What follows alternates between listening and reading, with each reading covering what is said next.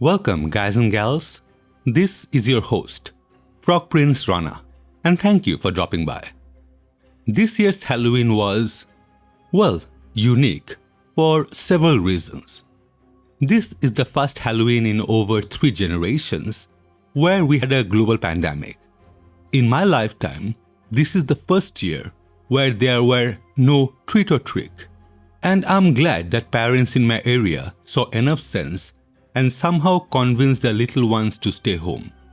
And this also meant all the supermarkets ran out of pumpkins. The other reason it was unique?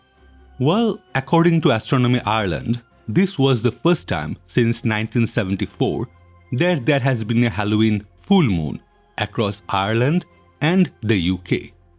Also, this is the first time since 1944 when the full moon was visible across the whole world.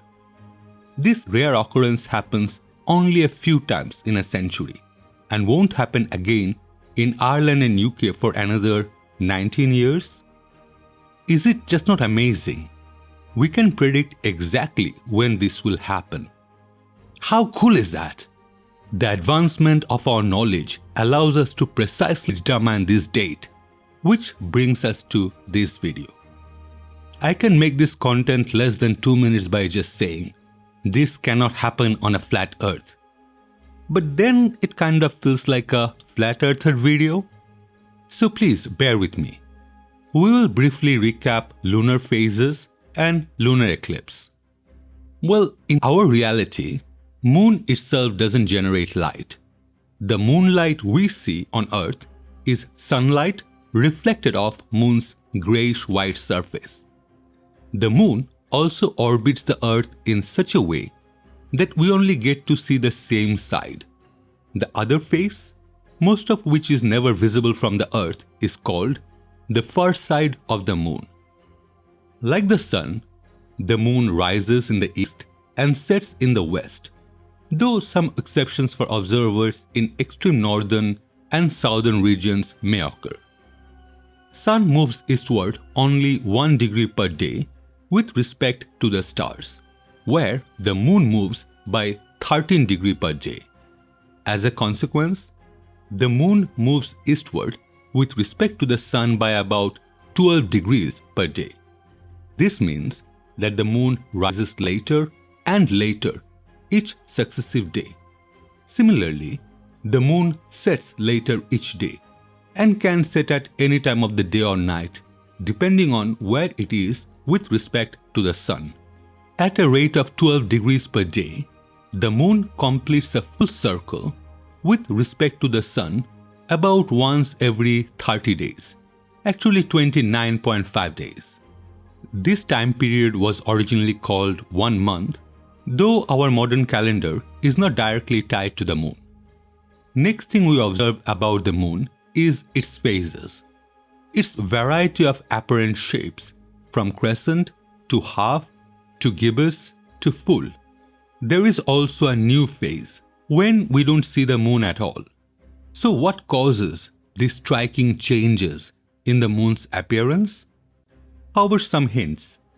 First, the moon goes through its complete cycle of phases exactly once each lunar month, that is, in the same time period as its motion with respect to the sun.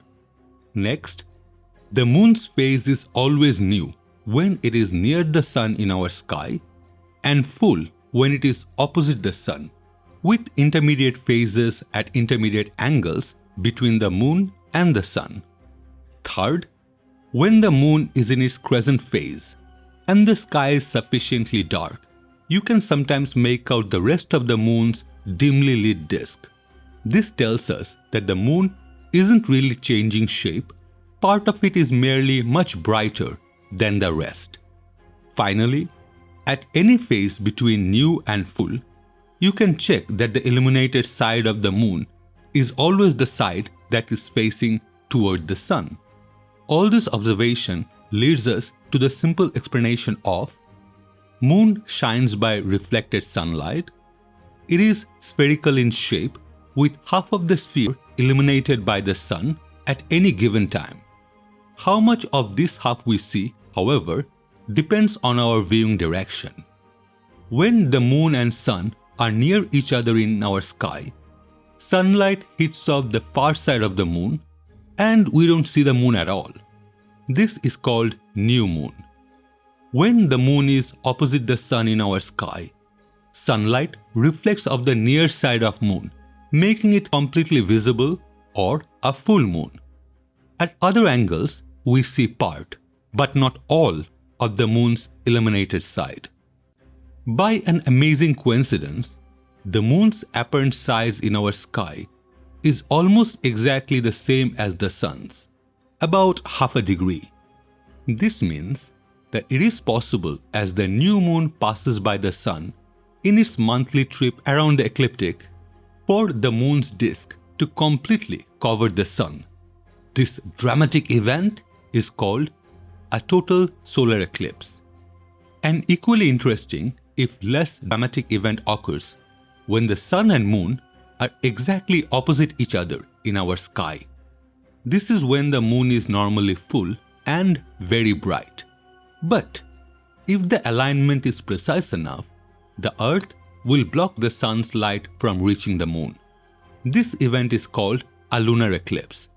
As with solar eclipse, there is a good chance for a lunar eclipse to occur about once every 6 months. Some are only partial, with the Earth's shadow never covering more than part of the moon, because the alignment is imperfect. Besides just being a cool sight to watch, a lunar eclipse gives us a way to determine the moon's true size. The curvature of Earth's shadow on the partially eclipsed moon tells us the size of the Earth's shadow in comparison to the moon. Specifically, the diameter of Earth's shadow is a little less than 3 times the diameter of the moon. In other words, the moon's diameter is a little more than 1/3 that of the shadow. If Earth's shadow were the same size as the Earth itself, we could immediately conclude that the moon's diameter is a little over 1/3 that of the Earth. But Earth's shadow tapers off, where it gets narrower as you get farther and farther away. Once we have taken account of that, the Earth's shadow at the moon's location is about 3/4 as wide as the Earth itself. Therefore, since the moon is a little over 1/3 as wide as the shadow, it must be a little over 1/4 as wide as the Earth. In miles, the Earth's diameter is about 8,000, so the moon's diameter is about 2,000. This ingenious method of determining the moon's size was devised in the 3rd century BC by the Greek astronomer Aristarchus of Samos. Although the measurement is absolutely sound, Aristarchus used rather inaccurate measurements, so his numerical answer for the moon's size was not very accurate. But later, Greek astronomers repeated the calculation using better measurements. Even without doing any calculation, however, you can just look at a partial lunar eclipse and see that the moon is probably just a few times smaller than the Earth. Of course, you can also see that Earth's shadow is curved. Great Greek philosopher Aristotle used this observation to argue that the Earth must be a sphere.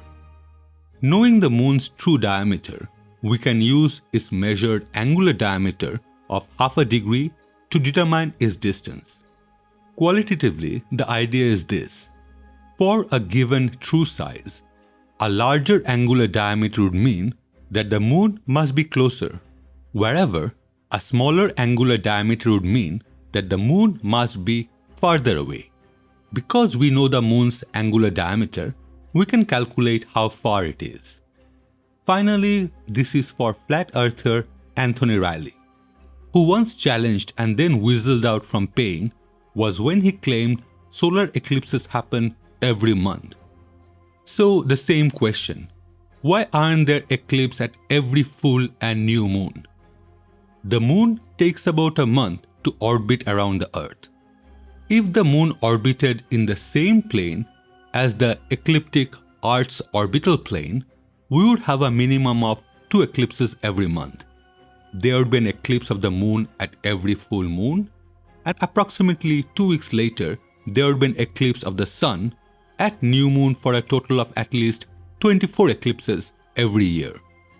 But the moon's orbit is inclined to Earth's orbit by about 5 degrees. Twice a month, the moon intersects the ecliptic Earth's orbital plane at points called nodes.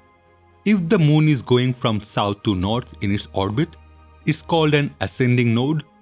If the moon is going from north to south, it's a descending node. If the full moon or new moon sweeps appreciably close to one of those nodes, then an eclipse is not only possible but inevitable. In simple terms, well, on screen you can see a diagram. This is a view by an observer on Earth on the imaginary celestial sphere. To that observer, it appears that the sun and moon is rotating around the Earth, and it is not drawn to scale. We see the sun's orbit and moon's orbit to cross each other at N1 and N2 point. These are those nodes we mentioned, and those are the points and time eclipse can occur. These two nodes allow 2 to 5 eclipses per year, parted by approximately 6 months. Here is the beauty of global model. Today at the time of this recording is 1st of November, year 2020. Solar and lunar eclipses always come in pairs, with one following the other. For example, the ascending node penumbral lunar eclipse on November 30, 2020 will be followed by a descending node total solar eclipse on December 14, 2020. Then exactly 6 full months after this ascending node lunar eclipse on November 30, 2020, there will be a descending node total lunar eclipse on May 26, 2021.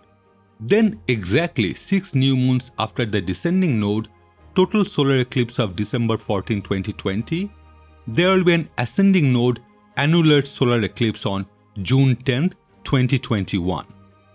All these predictions will come true. How do I know? Because we have been making such predictions for years and years that all came true. Though I am using the word prediction, as the time frame is in future. In reality, we're just using math to figure out where all the celestial bodies would be and how they would appear from an observer on planet Earth. This is the time to reap into flat Earth. With our reality and our mathematical model, we know where things should be at a certain point in time. It all works. Whereas to a flat earther, there would be different models to explain different phenomena. And for heaven's sake, don't try to connect different models because that completely fails. Not a single flat earth believer can ever produce a model or a formula to tell us how these heavenly bodies behave or where the positions would be in future. I can't recall at this point what their go-to reply to lunar phases and such are. It would probably involve refraction and angular size. Hey, don't ask me why. I know it doesn't make any sense to me either. That is all for this video. Thank you for watching and sticking around till the end. I do hope you have enjoyed it enough to give it a like, comment, and maybe even share. I have a pretty small channel, so if you could subscribe if you haven't already, that would help me out a lot and doesn't cost you anything. Thanks again. Wherever you are, have a safe day. Signing off.